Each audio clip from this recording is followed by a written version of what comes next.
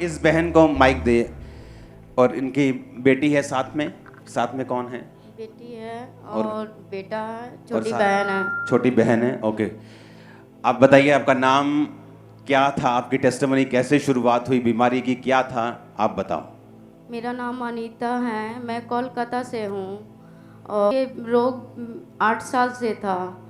और मैं काफ़ी मतलब कि पहले एलर्जी होता था, मतलब ठंड लगने से बहुत ज़्यादा एलर्जी हो जाता था, पर ये सब कुछ नहीं हुआ। काफ़ी साल पहले जब मैं खाना खाने बैठी पापा के घर में, अचानक मैं चावल जब मिक्स कर रही थी हाथ से, बस मेरा नेल निकल गया। और बेसिन में जैसे हाथ धुलने गई तो नेल निकल गया। तो जब बहुत ज़्यादा जलन हो रही थी तो रोने लगी। तो पापा बोले क्या हुआ, सब ठीक हो जाएगा, चिंता मत करो। तो पापा लोग तो मसीह परिवार में थे, फिलहाल तो हम जहाँ पे मेरा शादी पापा लोग कराए उन लोग मसीह परिवार में नहीं है। फिर भी पापा बहन लोग बोलती थी, छोटी बहन मसीह पर तो बोलती थी परमेश्वर को मानोगी तो सब ठीक हो जाएगा। फिलहाल मेरी बहन, मेरी बेटी वहीं रहती थी, छोटी बेटी। ओके, तो इस फोटो को हम जूम करेंगे। जब इनका आपका रोग आपने चेक करवाया तो क्या था ये मेडिकल भाषा में? डॉक्टर ने आके कहा सोराइसिस है। तो और इसका इलाज क्या है? इसका इलाज डॉक्टर ने कहा कि ये सारा ज़िंदगी ऐसी रहेगा। और ये भी बताया कि आप काफ़ी टेस्ट करवाओ, तो किडनी टेस्ट करवाएं और शुगर टेस्ट करवाएं और यहाँ तक और क्या लिखा है इसमें? अपोस्टली इनकी जो स्किन थी हर रोज मांस उसमें से उतरना शुरू ओके, हुआ। मांस उतरता था। हाँ, तो सफाई कौन करता था? सफाई छोटी बेटी करती थी। ये बेटी करती थी? हाँ, ये छोटी बेटी। और क्या फेस करते थे, क्या लिखा है टेस्टिमनी में? अपोस्टली जब पहले इनका एक नाखून उतरा, धीरे धीरे उस चमड़ी के रोग के कारण इनके सारे नाखून जो थे वो उतरने शुरू हो चुके थे और इनके बच्चे मुट्ठियां भर भर के बेड से इनका मांस जो था वो इकट्ठा करते थे। डॉक्टर ने बताया कि जब ब्लड टेस्ट हुए उन्होंने बताया सोराइसिस नाम का रोग हो गया, इसका कोई इलाज नहीं है, मेडिसिन खाओ, लेकिन कोई हल इनको कुछ नहीं मिलता था। डे बाय डे ये रोग इतना बढ़ गया था कि इनको अलग रूम में आइसोलेट कर दिया गया था। वे एक कमरे में इनको बंद करके रखते थे, गंदी स्मेल आती थी और लोग इनके पास जब आते थे इनको देख के वो बाहर से ही, कमरे के बाहर से ही बाहर चले जाते थे, इनको देखना भी पसंद नहीं करते थे। धीरे धीरे ये बहन की हालत खराब होती गई और टोटली बच्चे, ये बेटी सफाई रखती थी आपके रूम की। हाँ। उस समय क्या कंडीशन थी, खुल के बताओगे? आप तो निकली हैं उस पोजीशन से, कैसा महसूस होता था, क्या होता था? बहुत जलन भी होती थी, दर्द भी होती थी। हम इन लोग को दूर भी करते थे कि मेरे पास मत आओ, क्योंकि सभी लोग बोलते हैं कि वो छूत का रोग हो गया, डॉक्टर भी बोलते हैं और फिर परिवार के भी लोग, मेरे ससुराल के लोग बोलते हैं ऐसी भोग के मरेगी, ये है वो है, बहुत कुछ। तो बच्चे लोग को दूर करते थे, पर इन लोग जितना आते थे वो उतना देखो ही क्यों रो रहा है बेटा? लिपट के तो बहुत प्यार करते थे दोनों बच्चे। और अपोस्टली इनकी छोटी बेटी इनको डायपर लगाती थी, डायपर चेंज भी करती थी। ओके, डायपर भी लग गए थे आपको? जी, जितना वो सफाई करना, डायपर चेंज करना सब, और ये बेटा कपड़ा धुलना, नहलाना, दवा लगाना, पूरे पीठ उठ में सब, पूरे बॉडी में दवा लगाते थे दोनों बच्चे। बेटा डायपर तू चेंज करती थी मम्मा के? यस पापा जी। वाओ। तू बेटा रो क्यों रहा है? क्या बोलते थे तेरे दोस्त लोग, क्या बोलते थे? मम्मी को पता था मम्मी बीमार है? नहीं। उसके दोस्त को पता था बेटा? तेरे दोस्त को मालूम था? हाँ। तो कोलकाता कहाँ पे रहते हो? गार्डन रीच डग जो है, जहाँ जहाज बनती है पानी की, वहीं। और जो डायपर लगाते थे, क्यों लगाते थे डायपर? वो यूरिन पास हो जाता था, लूज मोशन, अचानक मैं दवा खाती थी, लूज मोशन हो जाता था, तो डायपर लगा के रखने पड़ते थे। हाँ। और स्किन उतरती थी, जो बेटी साफ करती थी रूम सारा। दोनों लोग साफ करते थे। जो स्किन उतरती थी, वो स्मेल रहती थी, किसी से मिलते नहीं थे, आइसोलेट कर दिया, अलग कर दिया था आपको। और अपोस्टली लोग इनको ताने देते थे कि तू ऐसे ही इसी बीमारी में मर जाएगी।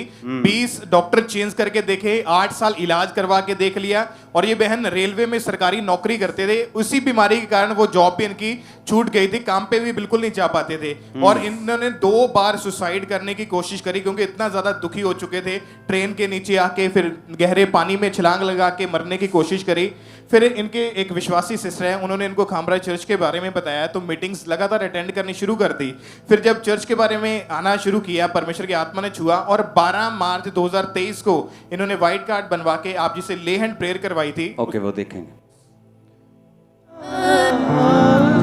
कैसे करूं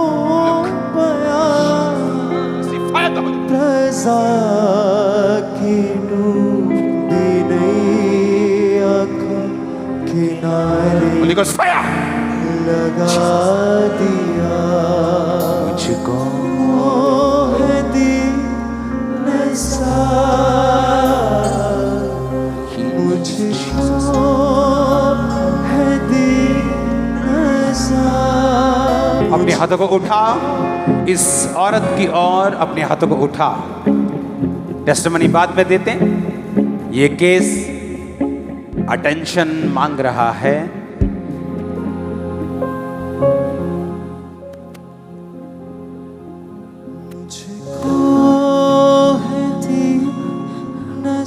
ऐसे पेशेंट्स को आप हमेशा इमरजेंसी में रखते हैं क्योंकि ताकि लोगों को इनसे दिक्कत ना हो, लेकिन आज आपने इसे यहाँ रख दिया, ये शायद खुदा की योजना है।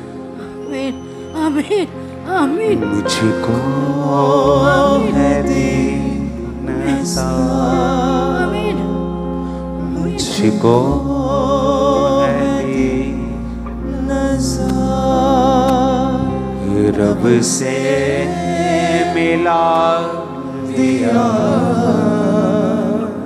मेरे गुनाह का Be healed in Jesus' name. यीशु उठा दिया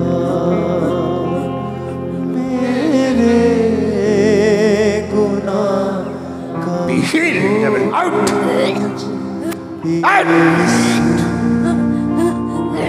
Out in Jesus' name. Thank you, Lord. मुझको Out.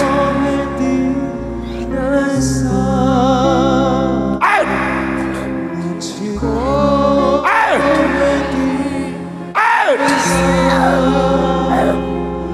रब से मिला दिया मेरी मत तेरी मसीहा कैसे करूं बयां।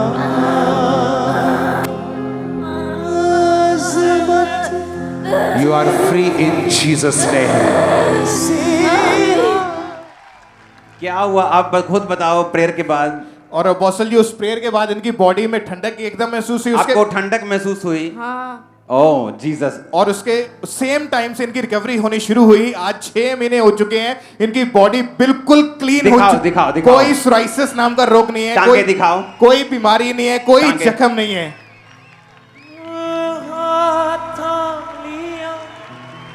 हालेलुया। जिंदगी ने मारी पलटी तब खुशियां भरी मेरी झोली में टूटे बंधन। बेटा तू बता कुछ। अभी क्या मम्मी अब हील है तो सब खुश रहते हैं अभी? हाँ पापा जी। वाह तुम्हारे कपड़े कितने सुंदर हैं दोनों के। थैंक यू पापा। कोलकाता से फ्लाइट में आए हो कि ट्रेन में आए हो? ट्रेन में। फ्लाइट में भेजूं वापिस? हाँ जहाज में लोगों को गवाहियां देते जाना। हालेलुया। हालेलुया।